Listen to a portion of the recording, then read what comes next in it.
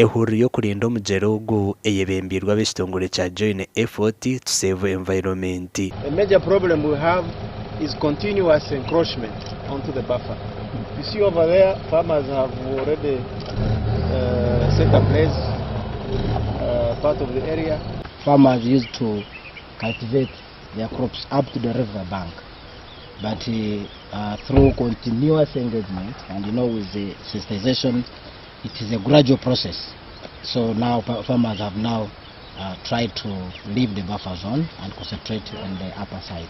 Omuhurreji abajebembire babwineho abebembezo ku rugo muri districts za KAMWENGE, Kitagwenda hamwe na Ibanda, abandi babwine abarukure nkomo ya Kiborara okubugana kona kugenderiro kurinda omugyera ogu. 100-meter buffer, so that when you start the new season cultivation you're able to live, whether with the demarcated pillar or not, but at least you'll have known that from here.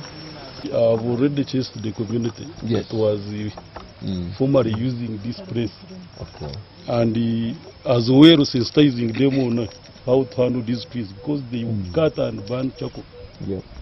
Abari kutahira omugyera ogu abebembezi baraganiza kuba kwatsa omukono gw'ekyoma ngo batagaruka kuhinga kwikaha mugyera ari twayeta 100 meters kurugaha mugyera kwikawotse kubana utandikira 100 meters kandi twakwata omuntu nahinga kwikaha mugyera ntumukwata kore restoration abantu barugamo twabyara nahatikiriyo ntubyara omugyera gwagarukaho noshanga hatiya generation no byakubanche tekachendera nko kuyabireho myanya yenyuma.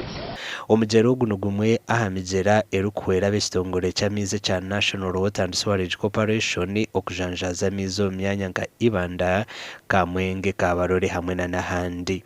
Amakuru agagasha kwa Anthony Twine.